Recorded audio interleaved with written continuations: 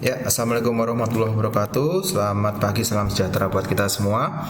Ketemu lagi dengan saya di dengan saya Danang Prawira Nugraha di Farmakoterapi 1, farmakoterapi penyakit saluran pencernaan dan pernafasan.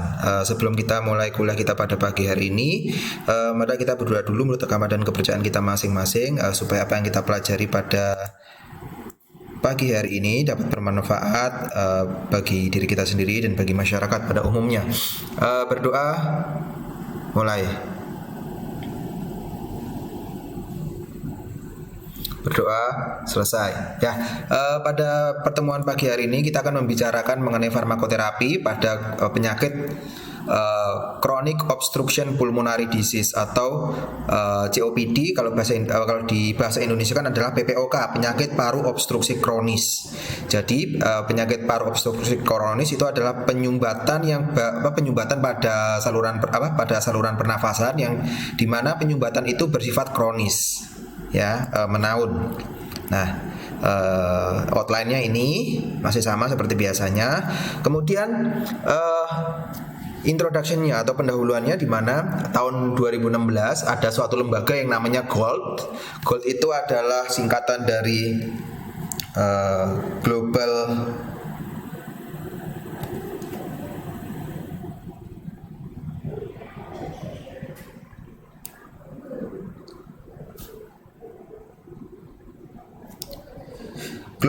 Global Initiative for Chronic Obstructive Lung Disease. Jadi GOLD itu adalah suatu lembaga yang memang khusus meneliti mengenai penyakit paru obstruksi kronis atau PPOK atau COPD ini. Nah, tahun 2016 GOLD itu mendefinisikan PPOK atau COPD itu sebagai suatu penyakit di mana penyakit itu dapat dicegah dan dapat diobati, di mana dikarakterisasi dengan persistent airflow limitation that usually progressive and associated with an enhanced chronic inflammatory response in the airway and the lung to noxious particle or gases. Jadi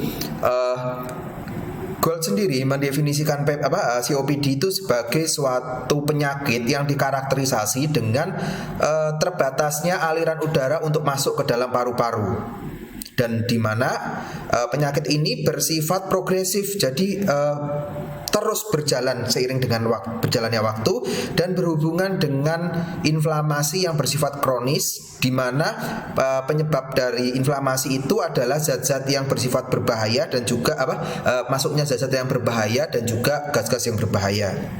Nah, GOLD sendiri itu membagi COPD menjadi dua kategori, di mana ada yang namanya COPD itu adalah chronic bronchitis, ada yang namanya emphysema. Nah, kalau bronchitis itu adalah chronic or recurrent excess mucus secretion with cough that occur on the most day at least 3 months of the years for at least 2 years consecutive years. Jadi bronkitis kronis itu adalah kondisi penyakit yang dimana kondisi penyakit itu berlangsung secara kronis atau berulang, di mana terjadi produksi mukus yang berlebih, produksi mukus atau produksi dahak yang berlebih, disertai dengan batuk, di mana mukus itu berlangsung setidaknya selama 3 bulan selama 2 tahun berturut-turut. Itu adalah kronik bronkitis. Nah, ada lagi COPD yang dikategorikan sebagai emphysema. Itu adalah abnormal or permanent enlargement of airspace distal to the terminal bronchial accompanied by destruction of the air wall without fibrosis. Jadi ada lagi yang namanya emphysema. Emphysema itu adalah perbesaran dari paru-paru, di mana ruang toraks itu tadi menjadi lebih besar, tetapi tanpa adanya berhubungan dengan kerusakan pada dinding-dinding saluran dinding-dinding paru-paru, tapi tanpa disertai fibrosis. Nanti di belakang ada perbedaan antara bentuk toraks, bentuk dada dari orang-orang yang mengalami emphysema dan juga orang-orang yang mengalami bronkitis.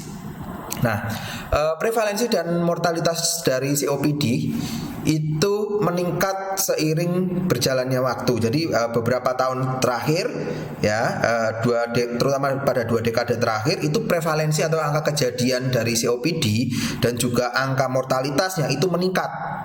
Nah, sekarang COPD di Amerika Serikat itu menduduki peringkat keempat, di mana COPD menjadi salah satu penyebab kematian paling tinggi di Amerika Serikat. Nah, pada tahun 2020, pada sekarang ini itu diperkirakan COPD akan menempati peringkat kelima, peringkat kelima,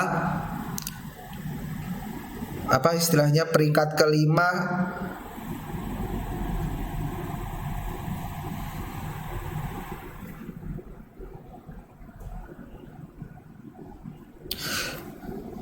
yang menyebabkan beban kesehatan di Amerika Serikat dan juga menjadi penyebab ketiga kematian di seluruh dunia. Nah, itu nanti bisa dicek apakah memang benar datanya seperti itu. Itu kalau yang ini kan prediksi beberapa tahun yang lalu, tapi kalau sekarang mungkin angkanya sudah berbeda lagi.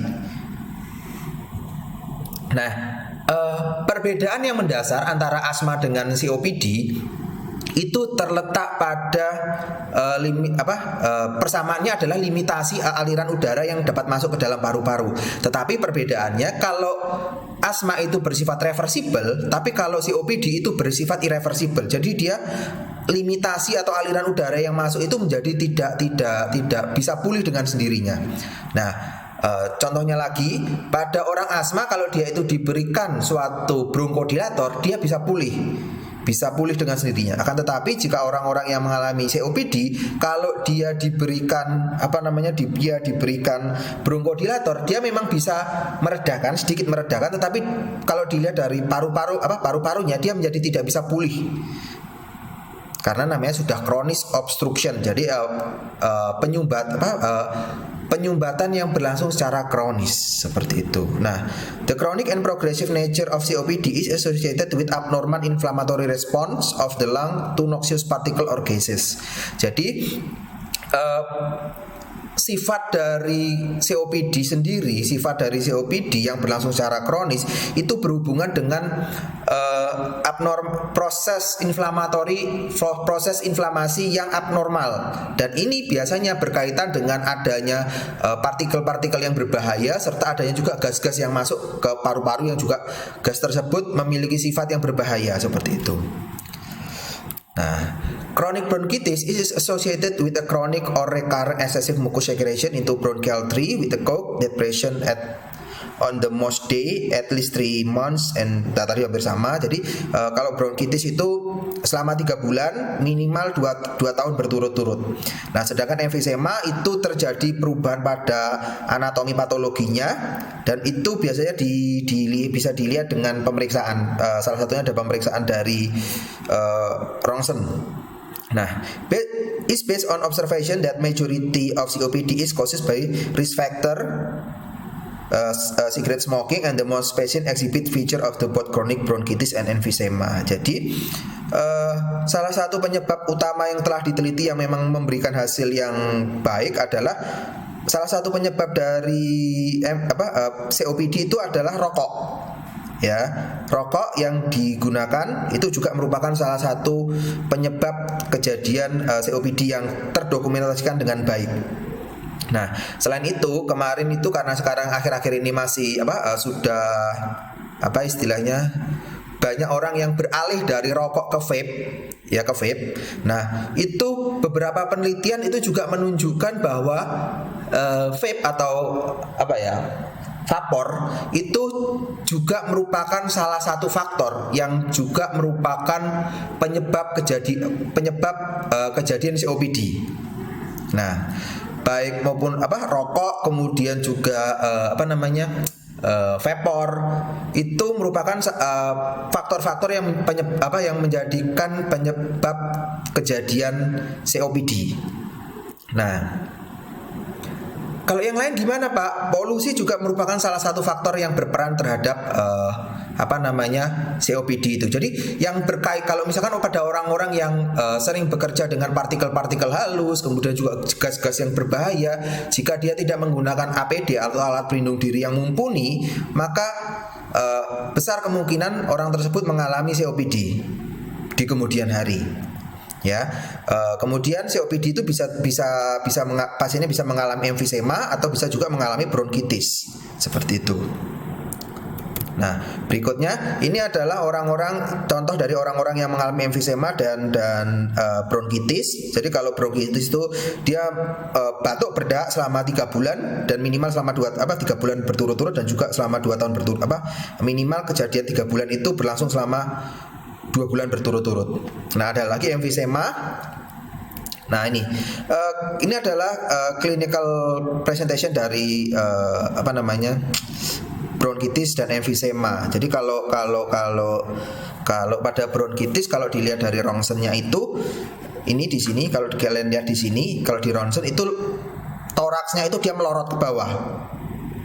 Nah, ini biasanya orang-orang yang mengalami emfisema, pathologic diagnosis permanent enlargement and destruction of airspace distal to the terminal bronchial. Jadi biasanya itu terjadi pada orang-orang yang usia lanjut dan orang-orang itu menjadi kurus kering, kemudian mengalami dyspnea yang parah, quiet chest. Nah, kalau dilihat dari X-ray itu dia itu terjadi hyperinflation. Jadi kayak toraksnya itu dia melorot ke bawah ini. Kalau ini kan biasanya ke sini ya, di sini. Nah, dia itu toraksnya jadi kayak melorot. Kemudian juga diafragmanya yang biasanya dia melengkung seperti ini, diafragmanya menjadi relatif lebih datar. Bedanya dengan bronkitis apa? Kalau kejadian bronkitis itu biasanya terjadi, salah satu beda yang signifikan adalah pada orang-orang yang mengalami bronkitis, dia mengalami batuk selama berhari-hari, di mana batuk tersebut itu memproduksi mukus dalam jumlah berlebih. Ya, kemudian biasanya juga orangnya yang mengalami bronkitis itu mengalami peningkatan berat badan, dan juga biasanya dia mengalami cyanosis. Cyanosis itu kalau dicek kalau dilihat orangnya menjadi kebiru-biruan. Jadi kebiru-biruan bukan seperti yang di film Avatar gitu ya, orangnya jadi biru. Jadi memang lebih biru. Tubuhnya menjadi lebih biru, kemudian juga bukan kayak Smurf atau Avatar gitu ya. Jadi memang birunya nggak sebiru itu. Jadi orang-orang yang mengalami cyanosis itu karena memang darah yang seharusnya dia itu mengikat oksigen, jadi lebih banyak mengikat karbon dioksida seperti itu. Biasanya juga orang-orang yang mengalami bronkitis itu terjadi peningkatan hemoglobin. Kadar hemoglobin di dalam darahnya itu memang relatif lebih tinggi. Kemudian juga mengalami peripheral edema perifer pada tangan, kaki dan kawan-kawannya. Kemudian jika dilihat dicek menggunakan stetoskop, itu akan ada bunyi mengi, sama seperti orang yang mengalami asma atau wheezing. Kemudian ada juga bunyi rongki seperti itu. Nah, kemudian untuk epidemiologinya, true prevalence COPD is likely underreported in United States. Nah, di Amerika Serikat aja data prevalensi dari COPD itu masih underreported. Ya, masih underreported, masih kurang banyak data yang dilaporkan. Tetapi data dari National Health Interview Survey in 2001 indicated that 12.1 million over age 25 years have COPD. Jadi berdasarkan survei di Amerika Serikat tahun 2001, itu mengindikasikan atau menunjukkan bahwa sekitar 12,1 juta orang dengan usia lebih dari 25 tahun itu mengalami COPD di Amerika Serikat. Ya, sedangkan 9 juta orang itu memiliki bronkitis, sedangkan sisanya itu memiliki memiliki emfisema dan juga kombinasi dari emfisema dan bronkitis seperti itu. Nah, sedangkan di Amerika Serikat sendiri berdasarkan datanya yang lain itu menunjukkan bahwa COPD itu adalah salah satu penyebab kematian nomor 4 di dunia di Amerika Serikat, di bawahnya kanker, penyakit jantung dan penyakit cerebrovaskular atau penyakit stroke. Jadi nggak bisa dianggap remeh juga sih penyakit COPD ini, karena memang dapat menyebabkan menyebabkan mortalitas dan morbiditas yang besar di Amerika Serikat. Kalau di Indonesia gimana? Di Indonesia saya belum ketemu datanya, tapi yang saya tahu bahwa saya belum ketemu datanya secara pasti berapa angka COPD di Indonesia. Nanti bisa, kalau ada yang ketemu bisa saling share datanya atau berbagi, atau datanya nanti bisa dibagi di kolom komentar seperti itu. Nah, pada tahun berikutnya, pada tahun 2005 COPD itu angka kematian yang berkaitan dengan COPD itu sekitar 206.005 orang per tahun pada tahun 2005, dan itu menunjukkan bahwa 1 dari 20 kematian itu berkaitan dengan COPD. Nah, sedangkan angka tadi kan di awal sudah disebutkan bahwa angka COPD itu juga meningkat seiring berjalannya waktu. Pada dibandingkan tahun 2005 itu angka kematian yang berkaitan dengan COPD itu meningkat 8%. Kalau sekarang ya coba nanti dicek lagi ya, bisa kita cari bersama-sama berapa angka kematian yang disebabkan oleh COPD.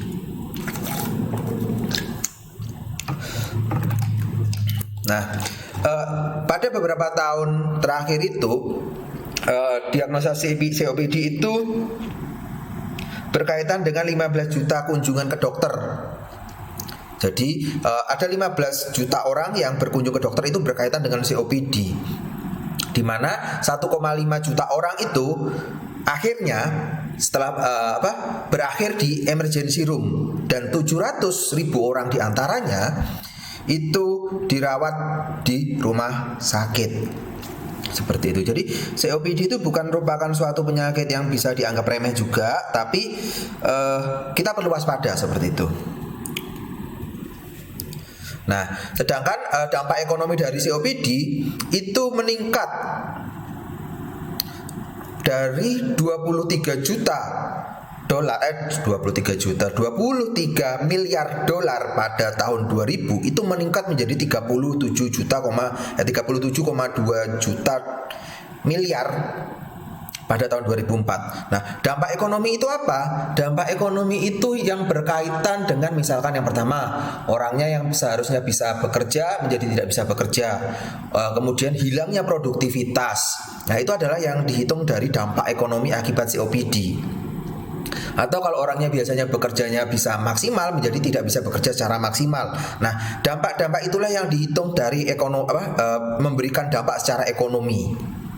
Nah, sedangkan yang berkaitan dengan direct medical cost atau biaya langsung yang digunakan untuk pengobatan atau perawatan pasien yang mengalami COPD itu sekitar 20,9 miliar dolar Amerika. Itu berkaitan dengan direct medical cost. Direct medical cost itu apa? Direct medical cost itu adalah biaya yang digunakan langsung untuk perawatan pasien, misalkan untuk bayar rumah sakit, untuk bayar dokter, untuk beli obat. Itu adalah direct medical cost, atau untuk untuk perawatan pasien untuk pemeriksaan laboratorium itu adalah direct medical cost. Sedangkan 16,3 miliar dolar Amerika itu berkaitan dengan indirect morbidity and mortality cost. Misalkan yang berkaitan dengan, kalau misalkan dia ada asuransi, pasien yang dirawat dengan asuransi, itu kalau misalkan dia meninggal itu kan mesti asuransinya akan keluar. Nah, itu yang berkaitan dengan mortality cost, kemudian juga indirect morbidity. Jadi COPD itu juga memberikan dampak yang luar biasa terhadap ekonomi seperti itu. Ya, berikutnya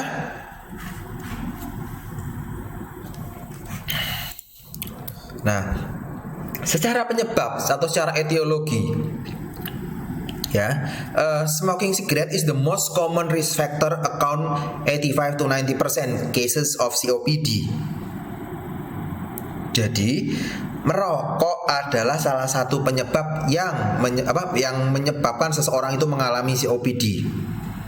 angkanya antara 85 sampai dengan 90%. Loh, Pak, kalau misalkan seperti itu ada kok teman tetangga yang merokok sudah puluhan tahun tapi dia tidak mengalami COPD. Bagaimana itu, Pak? Ya, kita lihat aja, mungkin beliaunya ini termasuk yang 10% yang merokok tapi tidak mengalami COPD. Tetapi lebih banyak orang-orang yang yang merokok tapi juga mengalami COPD. Nah, kemarin juga saya pernah ketemu dengan seorang kawan yang dia juga mengalami COPD, tetapi bukan karena merokok, tapi karena dia menggunakan vapor atau vape itu. Dia sudah beberapa tahun terakhir mengganti rokok dengan menggunakan vape atau vapor itu. Akhir-akhirnya dia didiagnosa juga menggunakan dia diagnosa COPD karena memang diagnosa dari dokternya, karena memang menggunakan vape atau vapor itulah yang menyebabkan dia mengalami COPD ini. Karena tadi kalau di depan disebutkan bahwa COPD itu berkaitan dengan dapat berkaitan dengan zat-zat atau gas-gas yang masuk ke dalam paru-paru atau zat-zat yang berbahaya yang masuk ke dalam paru-paru. Ya, sebenarnya paru-paru kita ini didesain oleh Tuhan Yang Maha Esa itu untuk menjadi tempat yang kering, tidak steril, tidak kemasukan zat-zat yang aneh-aneh, tidak kemasukan zat-zat yang berbahaya. Yang dimasukkan adalah oksigen, yang dikeluarkan adalah CO2. Tetapi seiring berjalannya waktu, manusia ada yang merokok, kemudian adanya polusi lingkungan dan lain sebagainya. Itu juga merupakan salah satu kalau boleh dibilang, kalau menurut saya pribadi itu tidak dapat organ tubuh manusia yang tidak digunakan sebagaimana mestinya, seperti itu. Nah, component of tobacco smoke active inflammatory cell which produce and release inflammatory mediator characterized of COPD. Nah, komponen-komponen dari rokok itu akan mengaktifkan sel-sel atau mediator-mediator yang menyebabkan seseorang itu yang menyebabkan inflamasi pada atau peradangan pada struktur di paru-parunya tersebut. Nah, mediator-mediator rokok kan tidak hanya berkaitan dengan tidak hanya berkaitan dengan nikotin dan tarnya saja kan, bahwa di beberapa penelitian itu di dalam rokok itu ditemukan oleh beberapa macam zat atau beratus-ratus zat yang berbahaya seperti itu. Nah, orang-orang yang merokok itu 12 sampai dengan 13 kali akan memiliki resiko meninggal karena COPD dibandingkan orang-orang yang tidak merokok. Although the risk is lower in pipe and cigarette smoker is still higher than non-smoker. Nah, walaupun kalau misalkan dilihat itu angkanya itu orang yang merokok lah istilahnya, itu memiliki resiko 12 sampai dengan 13 kali. Nah, akan tetapi angkanya itu ada yang menarik juga, angka orang-orang yang merokok menggunakan pipa rokok, ya itu kalau yang dalam dulu yang orang dulu itu istilah pipa cangklong itu, dan juga orang-orang yang merokok menggunakan cerutu, itu angkanya lebih tinggi dibandingkan orang-orang yang merokok dengan rokok biasa.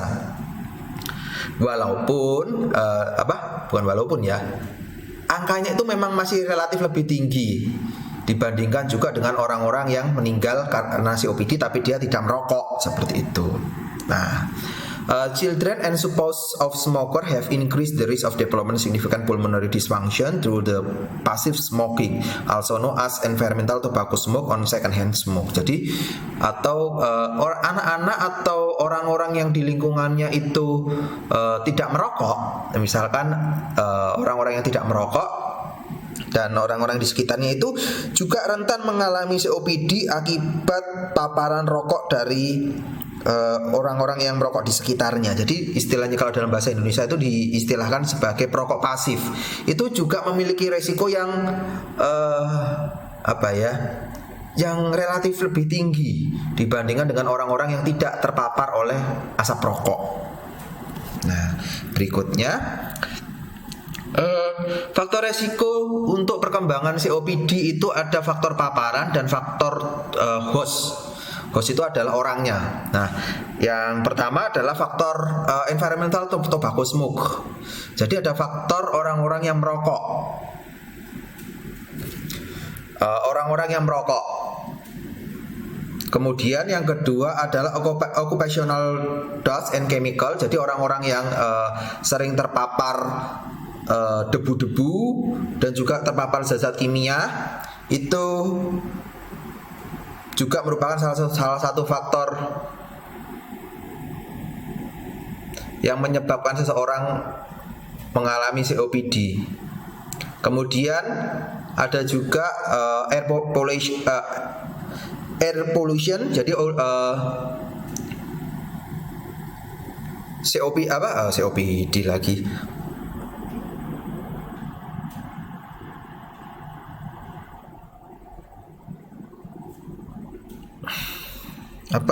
Polusi udara. Daerah-daerah negara-negara industri maju itu biasa memiliki angka kejadian COPD yang lebih tinggi dibandingkan daerah-daerah non industrial seperti itu. Kemudian ada lagi faktor-faktor hostnya atau orangnya, di mana orang-orang yang mengalami genetik predisposisi itu juga, terutama pada orang-orang yang mengalami defisiensi AAT itu memiliki kemungkinan kejadian COPD. Kemudian juga ada di mana orang-orang yang memiliki airway hyperresponsiveness atau respon yang berlebihan di saluran udaranya itu juga memungkinkan mengalami COPD. Selain itu juga orang-orang yang impaired lung growth atau pertumbuhan orang-orang dengan pertumbuhan paru-paru yang tidak sempurna itu juga rentan mengalami COPD.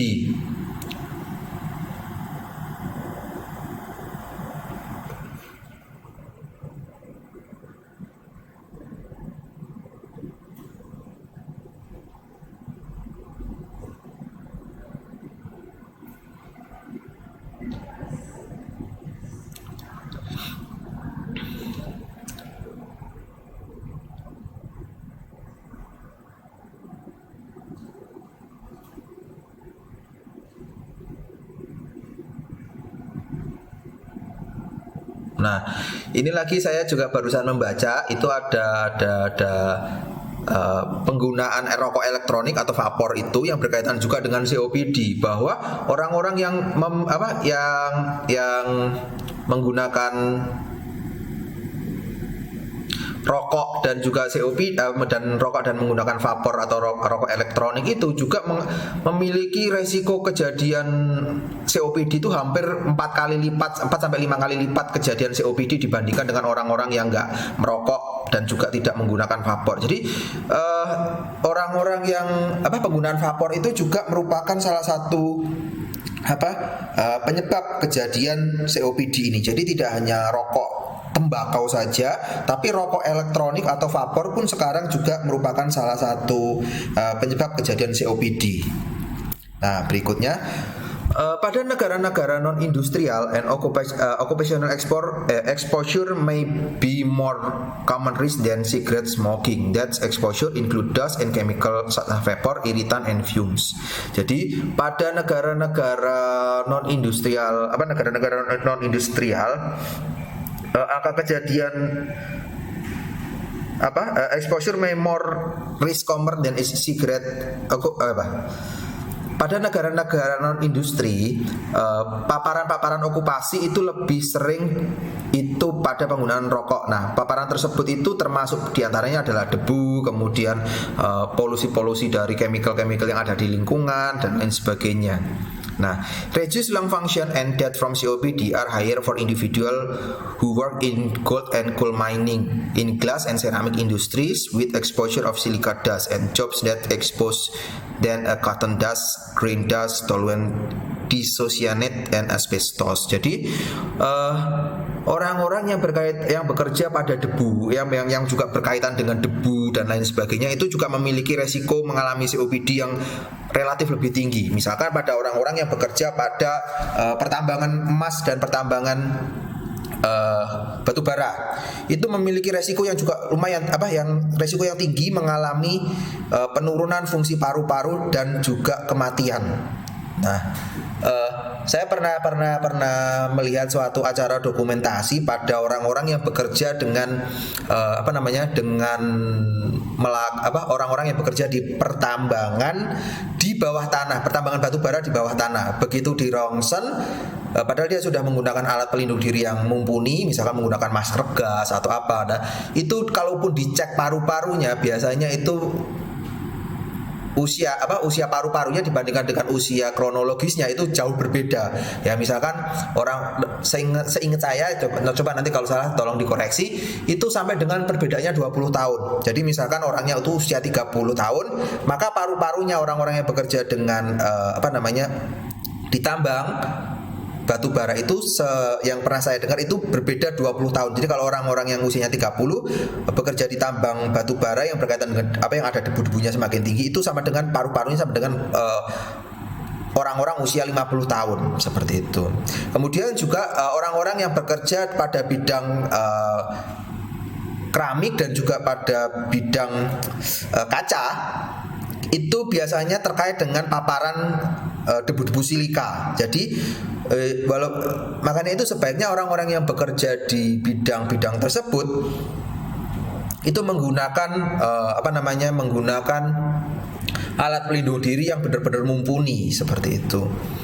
The other occupational risk factor include chronic exposure to open cooking and heating fire. Jadi kalau orang-orang yang bekerja di open cooking, yang bekerja di dapur dan dapurnya itu terbuka, dan juga heating fire dengan api yang maksudnya pada orang-orang yang misalkan di bidang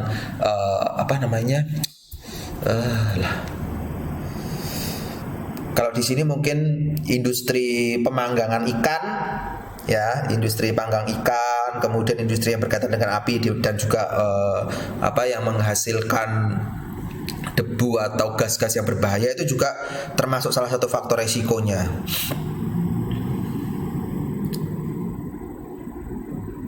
Nah, kemudian faktor host yang berperan itu adalah pada orang-orang yang mengalami defisiensi alfa-1 antitrypsin. Itu biasanya juga berperan, orang-orang yang mengalami defisiensi alfa-1 antitrypsin itu juga berperan, merupakan salah satu faktor predisposisi kejadian COPD. Seperti itu. Nah, ini adalah gambaran patofisiologinya. Nah, dengan adanya partikel-partikel atau gas-gas yang berbahaya yang masuk ke dalam paru-paru, maka itu akan menyebabkan kejadian menyebabkan kejadian inflamasi, menimbulkan respon inflamasi. Nah, kalau misalkan terjadi proses inflamasi, maka akan menyebabkan terjadinya ketidakseimbangan antara proteinase dengan antiproteinase. Ya, kalau terjadi ketidakseimbangan antara antiproteinase dan proteinase, maka akan menyebabkan pathologic change atau perubahan-perubahan patologiknya. Nah, perubahan patologik apa yang terjadi? Di antaranya ini, mukus hypersecretion. Jadi menyebabkan produksi mukus itu menjadi berlebih. Makanya itu pada orang-orang yang mengalami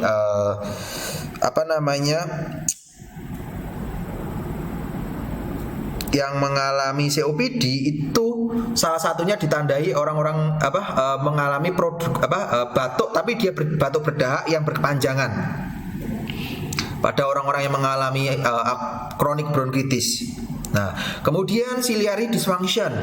Nah, kita ketahui bahwa silia-silia atau rambut-rambut yang ada di dalam saluran paru-paru itu kan ditujukan untuk membersihkan supaya zat-zat itu tidak masuk ke dalam paru-paru lebih jauh. Nah, kalau silianya itu tidak bekerja, maka kalau ada zat-zat yang masuk ke dalam paru-paru, ya wis masuk aja seperti itu. Tidak ada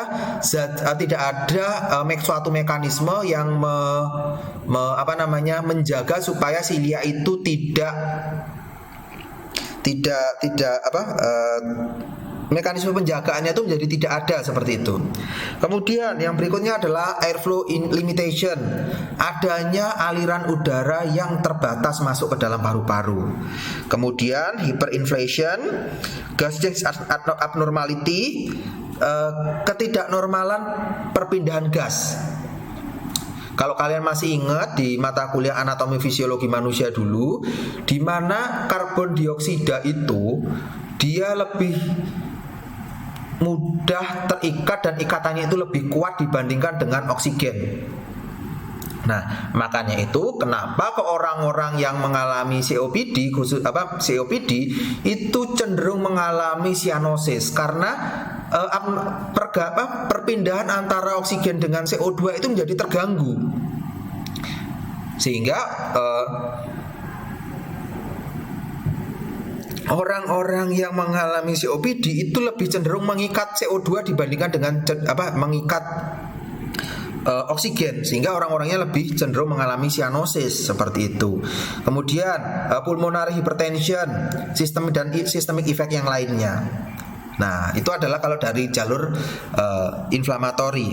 Nah, kemudian kalau dari inflammatory respon ini juga respon inflamatori kemudian dapat langsung menyebabkan pathologic change. Selain itu juga dari respon inflamatori tersebut juga dapat menyebabkan kejadian stres oksidatif. Kalau sudah stres oksidatif juga dapat menyebabkan pathologic change. Seperti itu. Atau dari stres oksidatif ini dia dapat menyebabkan respon inflamasi yang pada akhirnya juga akan menyebabkan pathologic changes atau perubahan-perubahan patologis. Nah, bedanya lagi kalau misalkan pada orang-orang yang asma dengan orang-orang yang mengalami COPD. Kalau asma begitu dikasihkan bronkodilator, dia menjadi lebih lebar lagi jalannya. Sedangkan kalau pada orang-orang yang mengalami COPD, kalau dikasih bronkodilator agak sulit untuk balik seperti semula. Seperti itu.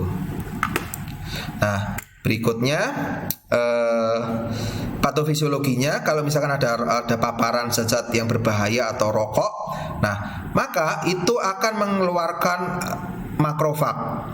Nah, makrofag ini dia akan melepaskan yang namanya neutrophil chemotatic factor, di antaranya adalah sitokain yaitu IL-8 sama mediator inflamasi, di mana mediator inflamasi adalah LTB4. Nah, LTB4 itu akan memicu produksi neutrofil yang berlebih. Nah, kalau misalkan produksi neutrofil yang berlebih itu akan mengaktifkan enzim yang namanya enzim protease. Nah, enzim protease itu apa? Enzim protease itu adalah enzim yang memecah protein.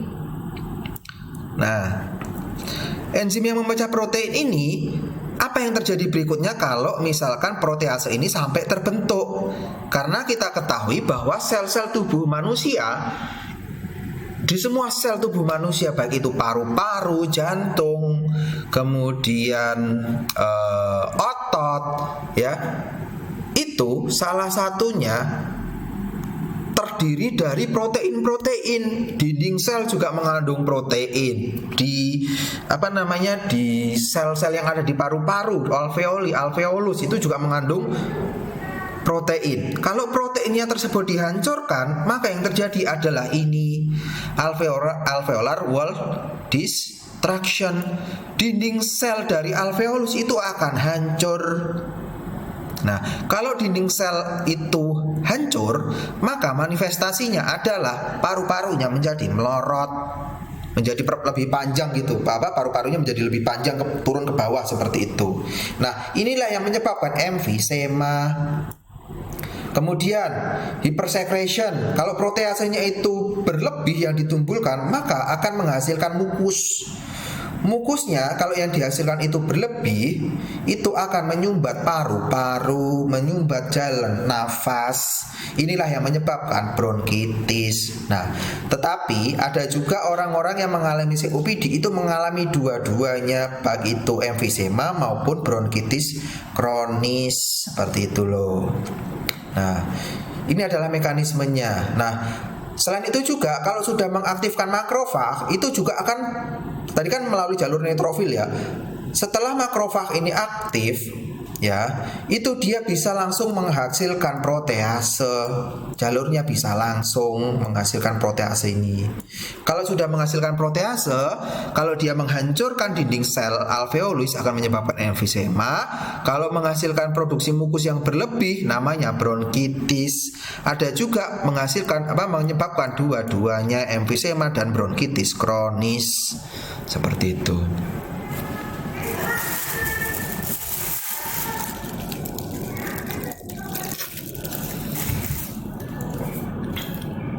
Nah, berikutnya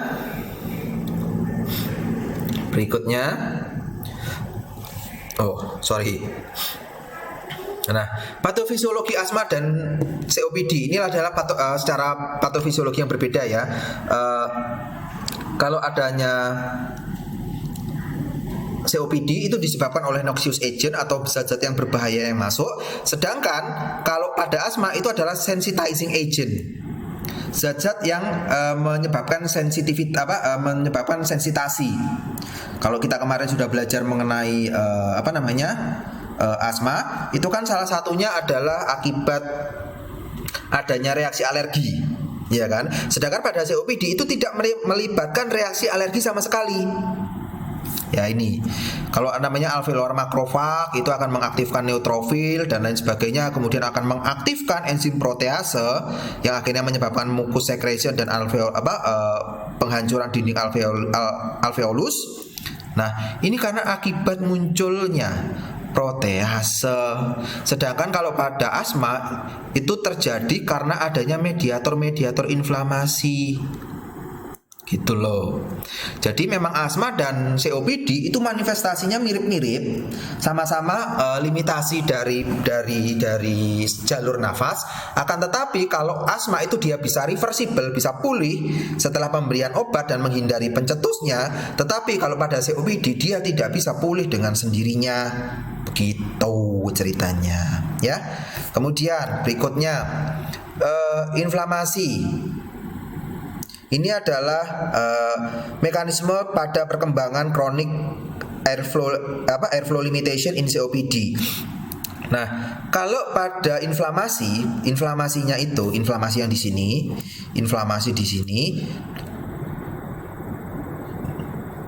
pada jalur nafas yang kecil-kecil, itu dia menyebabkan inflamasi. Jadi dia inflamasinya itu pada pada bronchiolus. Jadi saluran nafas yang paling kecil itu mengalami peradangan.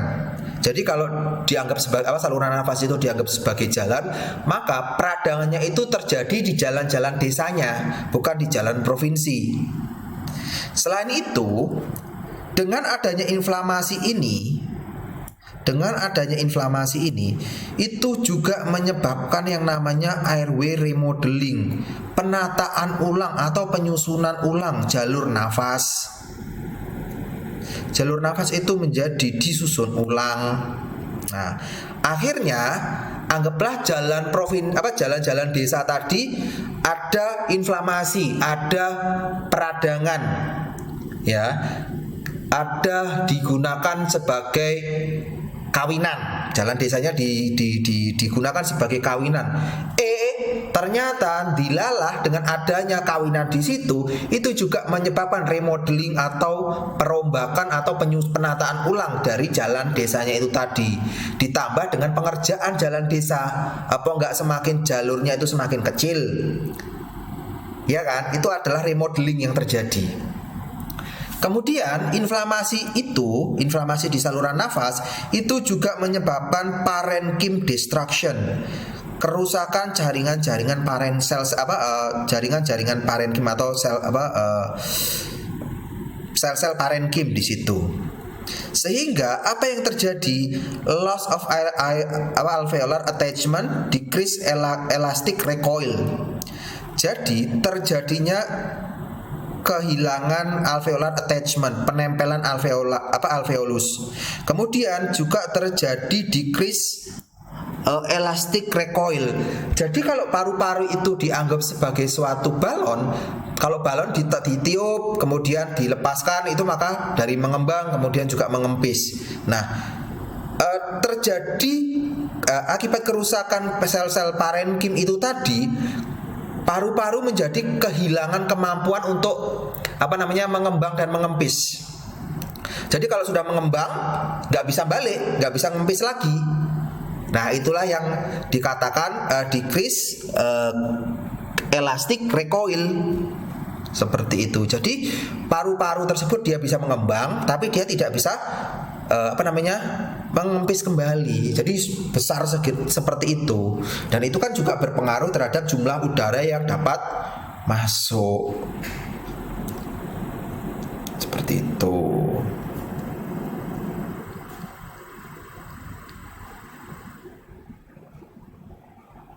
Nah, kemudian COPD is not asthma. Itu mirip-mirip, beda tipis. COPD itu bukan asma. Penyebabnya juga berbeda, mediator inflamasinya juga berbeda, sel-sel yang inflamasinya itu juga berbeda, konsekuensi dari inflamasi itu juga berbeda, dan respon terhadap treatment itu juga berbeda. Nah, itulah yang membedakan antara COPD dengan asma. Nah, ini feature of inflammation of COPD compared with asthma. Nah, kalau pada COPD sel-sel yang berperan pada COPD itu adalah neutrofil, kemudian makrofag, kemudian CD8+ dan juga T limfosit. Nah, inilah yang membedakan. Kalau asma, yang sel-sel yang berperan adalah yang pertama adalah eosinofil. Kalau kita ingat eosinofil, itu kan dapat menyebabkan bronkokonstriksi, iya kan? Nah, kemudian small increase in macrophage. Kalau pada COPD ini jumlah makrofag yang terlibat itu banyak. Tetapi kalau pada asma dia cuma sedikit peningkatan makrofagnya. Nah, kemudian kalau pada asma itu CD4+ sama limfosit T2. Kalau yang pada sel COPD itu limfosit T1 dan T2 juga meningkat semuanya. Nah, sedangkan mediatornya itu juga berbeda. Kalau yang ini adalah LTB, interleukin 8 sama TNF alfa, sedangkan kalau asma itu LTD, interleukin 4 dan interleukin 5. Seperti itu. Konsekuensinya itu adalah kalau pada COPD metaplasia pada epitel squamosa, metaplasia pada epitel squamosa. Kemudian akibatnya berikutnya adalah kerusakan pada sel parenkim, kemudian adalah mukus metaplasia dan glandular enlargement. Jadi ada perbedaan. Kalau tadi misalkan ada metaplasia pada sel-sel squamucosa epitel, kemudian juga ada kerusakan pada sel-sel parenkim, ditambah juga dengan metaplasia mukus, glandular enlargement. Nah, sedangkan pada perbedaannya kalau pada asma, konsekuensinya adalah fragile epithelium. Epitelnya menjadi fragile atau menjadi rapuh. Sedangkan kalau pada asma itu pada membrannya yang dia itu menjadi lebih tebal. Nah, sedangkan perbedaan berikutnya adalah respon to treatmentnya. Sedangkan kalau pada COPD penggunaan glukokortikoid atau kortikosteroid itu dia memiliki efek yang berbeda-beda. Sedangkan pada asma ya memang salah satu terapi pilihan utamanya adalah penggunaan glukokortikoid. Karena memang asma itu salah satunya disebabkan karena peradangan. Peradangannya itu eh, dipicu akibat proses inflamasinya itu berbeda dengan inflamasi yang terjadi pada COPD, sehingga penggunaan glukokortikoid pada COPD itu masih memberikan efek tapi tidak begitu signifikan seperti itu.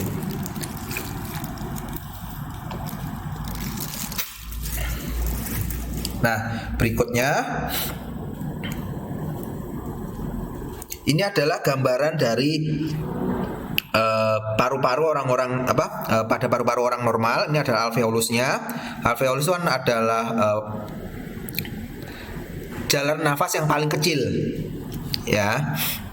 Nah, kalau pada orang yang mengalami bronkitis kronis itu di sini tuh sampai ada mukus-mukusnya tuh sampai di jalan paling kecil-kecil sini.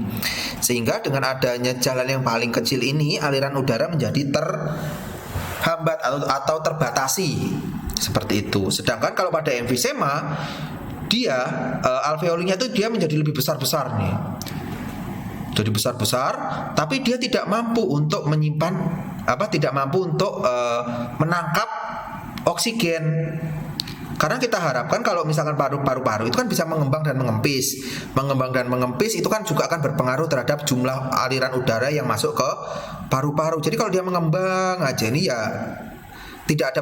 bahkan tidak ada perbedaan dengan tekanan atmosfer yang ada di lingkungannya, maka udara tidak bisa masuk seperti itu. Nah, yang paling apes adalah kalau misalkan dia mengalami dua-duanya, baik itu emfisema maupun bronkitis kronis.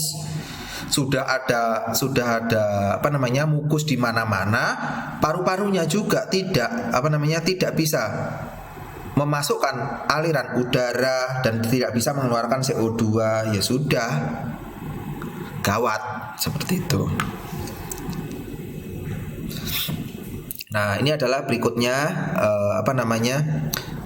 berikutnya dari bronkus dan bronchiolusnya. Kalau dilihat ini, kalau ini bronkus, bronkial dan alveoli, ini kalau dilihat ini yang normal ya, ini normal.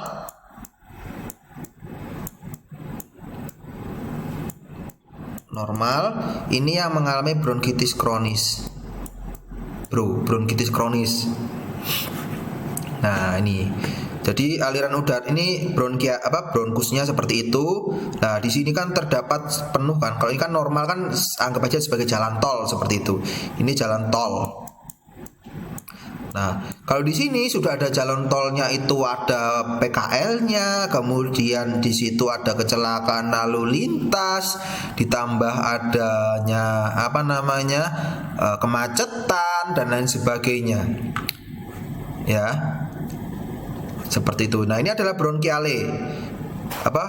Bronkusnya. Kalau bronkusnya itu di sini normal, yang di sini jauh lebih menyempit karena adanya inflamasi, ada repair remodeling, alveolar attachment dan lain sebagainya. Nah, ini juga emfisemanya kalau sudah di alveoli juga seperti ini. Berbeda dengan orang yang pembuluh darah yang normal. Oke, kita kembali lagi ke sini. Ini adalah clinical presentation-nya. Nah, dalam orang COPD itu ada keadaan yang namanya keadaan kronis, ada yang namanya keadaan eksaserbasi. Nah, pada keadaan kronis itu biasanya terjadi batuk yang bersifat kronis, di mana batuknya itu bersifat batuk produktif. Kemudian terjadi sputum production, terjadi produksi sputum yang berlebih, ditambah dengan adanya dyspnea. Dyspnea itu sesak nafas. Nah, kemudian kalau pada eksaserbasi itu increase sputum volume, jadi dahanya itu menjadi lebih banyak kalau pada orang-orang yang mengalami keadaan eksaserbasi. Kemudian dyspnea-nya itu semakin parah. Kemudian terjadi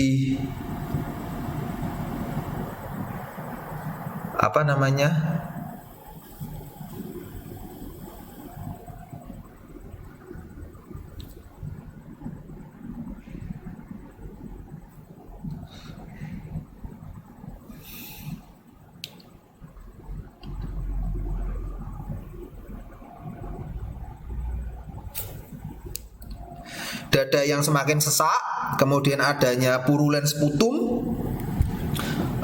Purulen itu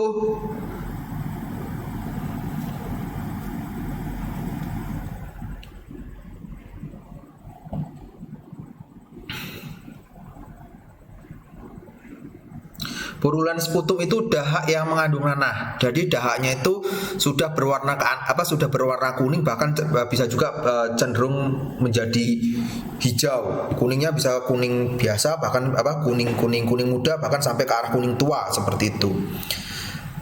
Kemudian juga munculnya pada saat eksaserbasi, terjadinya peningkatan kebutuhan akan bronkodilator. Kemudian juga mengalami lemah dan lesu. Kemudian penurunan exercise tolerance, kemampuan untuk olahraga. Jadi bisanya cuma istirahat aja, tirah baring seperti itu. Ya. Kemudian physical examination itu juga yang bisa dilihat adalah wheezingnya, kemudian adanya demam atau tidak pada keadaan eksaserbasi. Juga adanya diagnosis yang bisa digunakan, apakah pada dahaknya itu akhirnya ditunggangi oleh bakteri. Karena pada orang-orang yang mengalami chronic bronchitis, dahak itu menjadi tempat yang menyenangkan untuk bakteri tumbuh, iya kan? Kalau sampai adanya infeksi, ditambahnya adanya infeksi, itu juga akan makin memperparah kondisi pasien seperti itu. Nah, kemudian juga bisa juga untuk diagnosanya dapat melihat dari radiografnya, dari ronsennya, apakah terjadi apakah muncul infiltrat yang baru atau tidak, seperti itu. Nah, kemudian bagaimana cara mendiagnosanya? Kita di sini sebagai seorang farmasi mempelajari diagnosa itu cukup tahu saja bagaimana cara mendiagnosanya, bukan merupakan suatu kompetensi kita. Dan kita nanti bisa menggunakan untuk tahu mendiagnosa itu untuk membantu kita mengevaluasi terapi seperti itu. Nah, diagnosa yang bisa digunakan pada pasien ini diantaranya diagnosis based in part of patient symptom and history to exposure to risk factors such as tobacco smoke and occupational substance. Classification of disease severity based on assessment of airflow limitation by spirometry, measure of symptom severity and assessment of exacerbation frequency. Jadi klasifikasi klasifikasi keparahan dari pasien COPD itu harus didasarkan pada limitasi airflow-nya, limitasi aliran udara yang dapat masuk ke dalamnya itu. Dengan apa kita bisa mengaksesnya? Kita bisa mengakses dengan menggunakan yang namanya spirometri. Ya, kita bisa menggunakan spirometri, kemudian juga melihat kondisi klinis pasien, melihat keparahannya seperti apa, dan juga melihat eksaserbasinya itu seperti apa, keparahan eksaserbasinya itu seperti apa. Nah, symptom severity assessed by COPD assessment test, atau bisa menggunakan CAT istilahnya, atau Modified Medical Research Council MMRC. Jadi itu semacam kuesioner yang bisa digunakan oleh pasien untuk melihat keparahannya. Patient are the first classified according to severity airflow obstruction grade 1 to 4 and placed into group A, B, C, D. Nah, based on the impact of symptom and the risk for future exacerbation. Jadi ada grade 1 sampai 4 dan juga A, B, C, D. Jadi itu nanti bisa dilihat keparahannya. Nah, berikutnya alat-alat yang bisa digunakan oleh dokter untuk mendiagnosa pasien apakah dia mengalami COPD atau tidak. Yang pertama adalah melihat dari spirometrinya. Spirometrinya, jadi dia suruh menggunakan alat spirometri itu. Jadi nanti dilihat apakah FEV-nya, FEC dan parameter parameter paru-paru lainnya yang berkurang itu seperti apa. Kemudian yang bisa dilihat adalah dari BGA-nya atau blood gas analysis-nya. Ya, apakah terjadi CO2-nya di dalam darah itu seperti apa, oksigennya seperti apa, itu yang bisa dilihat dari BGA, blood gas analisisnya. Atau kita bisa juga dokter bisa juga menggunakan radiologi. Kalau radiologi itu kita percaya saja sama dokter yang memeriksanya. apakah memang terjadi, apakah muncul infiltrat baru, ataukah bagaimana kondisinya, apakah sudah parah atau belum, seperti itu.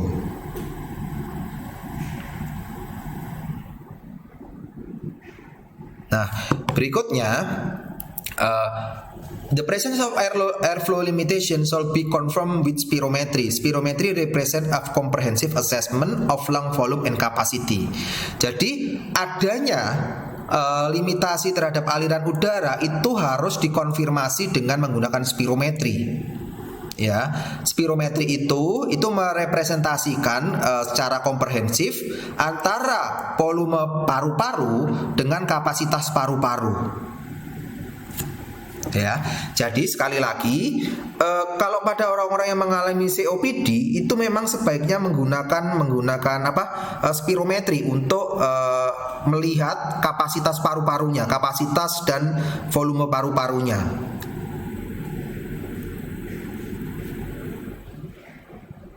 Nah, sedangkan untuk penanda apakah seseorang itu mengalami COPD atau tidak mengalami COPD, itu yang bisa dilihat adalah rasio antara FEV1 dibandingkan dengan FVC.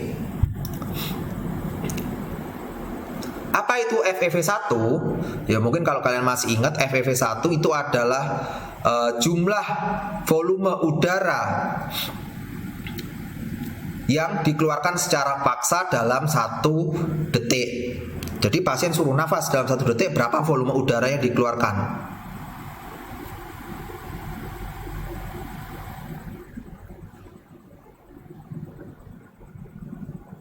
Nah, sedangkan FVC1 itu adalah besarnya udara, volume udara yang dapat dihembuskan dalam satu tarikan nafas.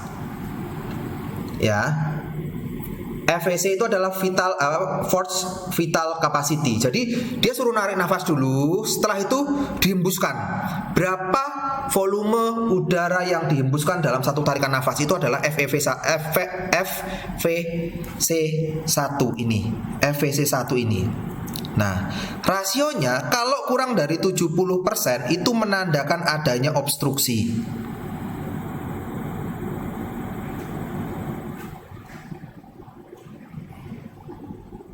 Ya, kalau rasio antara FEV1 dengan FVC1 itu kurang dari 70%, itu mengindikasikan bahwa telah terjadi obstruksi. Ya, and post bronchodilator FEV1 less than 80% is 80% of predicted confirm the presence of airflow limitation that is not fully reversible. Jadi kita lihat dulu nih. Setelah orangnya dilihat menggunakan spirometri, dilihat apakah rasio antara FEV dibandingkan dengan FVC1-nya kurang dari 70%. Kalau iya, berarti itu menunjukkan adanya obstruksi. Kemudian pasien ditreatlah dengan obat bronkodilator, dikasih bronkodilator. Ya, setelah dikasihkan bronkodilator, dilihat lagi. Kalau FEV1-nya kurang dari 80%, itu sudah menunjukkan terjadinya airflow limitation yang tidak bisa pulih atau irreversible. Not fully reversible. Airflow limitation that is not fully reversible. Jadi itu harus dicek oleh dokter. Kita cukup tahu saja, oh pasiennya memang seperti itu.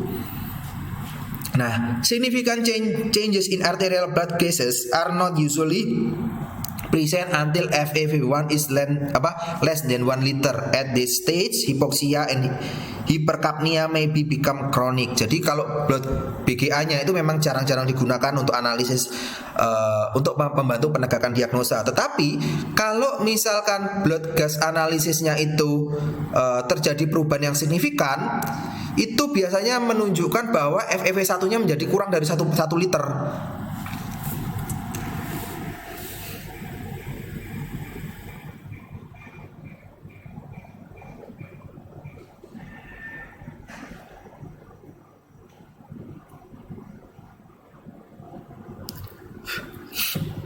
Nah, kalau kurang dari 1 liter kan berarti memang sudah parah sekali kan, berarti kondisi dari paru-parunya tersebut.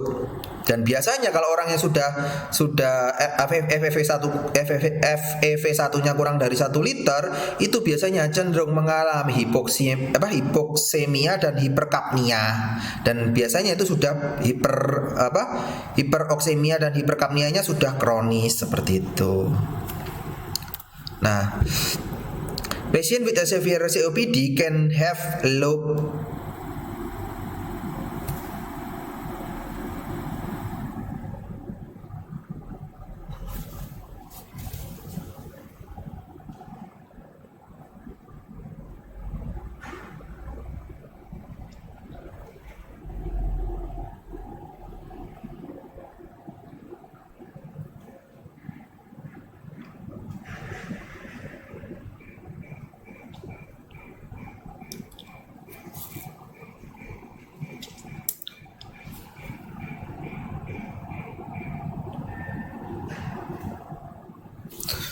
Nah, a patient with a severe COPD may have a low partial oxygen tension, a partial pressure of O2, 45 till 16 mg Hg, and elevated arterial carbon dioxide. Jadi orang-orang yang memiliki COPD yang sudah parah, tekanan parsial O2-nya itu menjadi turun, sedangkan tekanan parsial CO2-nya meningkat. Nah, makanya itu orang-orang yang mengalami COPD yang parah itu biasanya mengalami hipoksemia akibat adanya hiperventilasi dari paru-parunya tersebut, sehingga oksigen itu menjadi tidak bisa masuk ke dalam darah, sehingga tekanan parsial oksigennya menjadi turun antara 45 sampai dengan 60 mmHg. Nah, jika terjadi akut respiratory distress itu jika terjadi perkembangan terjadi perkembangan akut respiratory distress, PaCO2 may rise sharply resulting in uncompensated respiratory acidosis. Nah, ini lagi yang bahaya. Pada orang-orang yang mengalami akut respiratory distress itu akan meningkatkan PaCO2, tekanan parsial CO2-nya itu akan meningkat secara tajam. Kalau sudah PaCO2-nya akan meningkat secara tajam, maka itu akan mengakibatkan terjadinya respiratory acidosis. Apa itu? Penurunan pH darah. Respiratory acidosis. pH darahnya dia akan turun. Darahnya menjadi lebih asam. Iya kan? Kalau darahnya menjadi lebih asam, ya kalau segera ditangani dengan baik itu ya aman. Kalau tidak segera ditangani dengan baik, ya bisa-bisa dijemput oleh malaikat seperti itu. Ya, berikutnya ini adalah klasifikasi dari COPD-nya. Ya, perbandingan kalau stage 1 yang mild itu FEV1 dibandingkan dengan FVC-nya itu kurang dari 70%, FEV1-nya lebih dari 80%, kemudian dengan atau tanpanya gejala. Kemudian yang stage 2 itu FEV1 dibandingkan dengan FVC-nya kurang dari 70, sedangkan FEV1-nya antara 50 sampai dengan 80 dengan atau tanpa gejala. Nah, sedangkan pada stage 3 itu nanti bisa dibaca sendiri. Sedangkan yang menarik di sini adalah kalau orang-orang yang sangat parah, kondisinya sangat parah, itu perbandingan antara FEV1 dengan FVC-nya itu kurang dari 70%. Kurang dari 70%. Udah parah banget itu. Nah, FEV1 itu kurang dari 30%. Jadi udara yang bisa dihembuskan secara paksa dalam 1 detik itu kurang dari 30% keadaan normalnya. Atau kurang dari 50% dengan gejala chronic respiratory failure or right-sided heart failure. Jadi dia bisa mengalami gagal nafas kurang dari 50 tapi juga ditandai dengan gagal nafas. Atau kurang dari 50% dengan right-sided heart failure, dengan gagal jantung sebelah kanan. Mumet rak gue. Jadi orang-orang yang mengalami COPD itu biasanya kalau yang sudah sangat parah itu FEV1-nya kurang dari 30%. Kalau kurang dari 30%, itu dokter selalu nulis itu mesti very severe. Atau kalau misalkan masih 45, 48, tetapi ditambah dengan adanya gagal nafas, saya yakin dokter mesti bilang diagnosanya ini adalah very severe. Atau kalau orang gagal nafas di sebelah bukan gagal nafas ya, tapi gagal jantung tapi di jantung sebelah kanan, itu sudah bisa dipastikan orangnya mengalami gagal COPD stage 4. Kenapa gagal jantung sebelah kanan? Karena kalau kalian masih ingat anatomi fisiologi dari sistem kardiovaskular, bagian kanan lah itu yang menyuplai menyuplai oksigen menuju ke paru-paru dari ventrikel kanan yang biasanya mengalami kegagalan. Karena apa? Aliran oksigennya itu menjadi tidak bisa masuk ke paru-paru, yang pada akhirnya menyebabkan gagal jantung sebelah kanan. Seperti itu ya. Nah, itu kalau gagal klasifikasi dari COPD. Nah, kemudian kalau untuk scale-nya yang lain, kita bisa menggunakan MRC atau Modified Medical Research Council untuk melihat skala dyspnea-nya. Kemudian grade 1, 2, 3, 4. Kalau yang grade 0 itu tanpa adanya dyspnea. Grade 1 itu adalah slight dyspnea, trouble by shortness of breath when hurrying on a level surface or walking slight hill. Jadi adanya muncul nafas yang pendek-pendek ketika dia bergerak cepat atau berjalan menuruni slightly hill, menuruni turunan seperti itu. Kemudian moderate dyspnea, severe and very severe. Kalau udah very severe dyspnea, too breathless to leave house or become breathless while dressing or undressing. Jadi dia menjadi sangat kesulitan bahkan untuk bernafas seperti itu. Nah, ada lagi yang namanya CAT, COPD Assessment Test. Nah, seperti itu. Itu adalah skala-skala yang bisa digunakan. Nanti ini skalanya berapa? Saya tidak pernah batuk, scoringnya berapa? Misalkan dia 5. Saya tidak ada dahak sama sekali.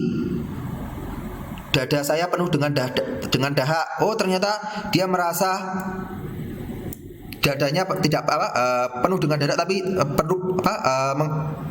mempunyai dahak tetapi tidak sampai penuh. Kemudian tidak ada rasa berat tertekan di sekitar dada. Dada saya berasa berat sekali.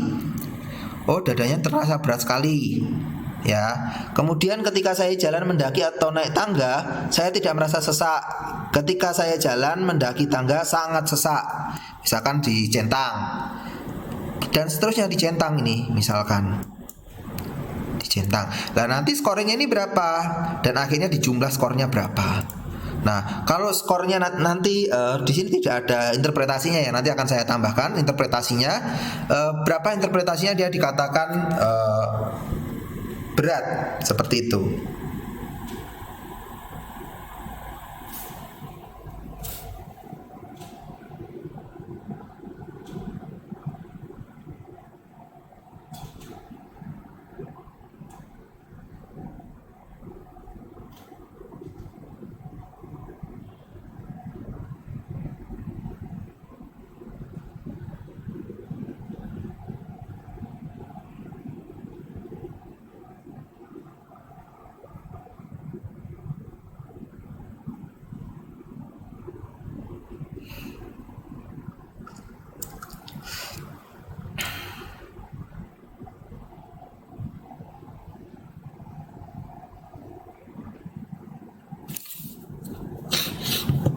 Ya, itu ya. Itu sampai kita membahas mengenai sampai dengan tanda dan gejala dari pendahuluan, tanda dan gejala dari dan tanda dan gejala dari COPD.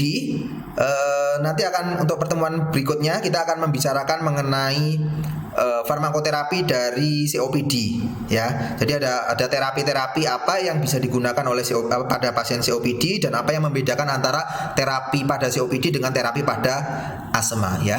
Oke, sampai di sini dulu pertemuan kita pada pagi hari ini ya. Saya cukupkan pertemuan kita pada hari ini. Terima kasih. Nanti kalau ada yang mau ditanyakan lagi bisa ditulis di kolom komentar atau bahkan bisa ditanyakan langsung kepada saya ya.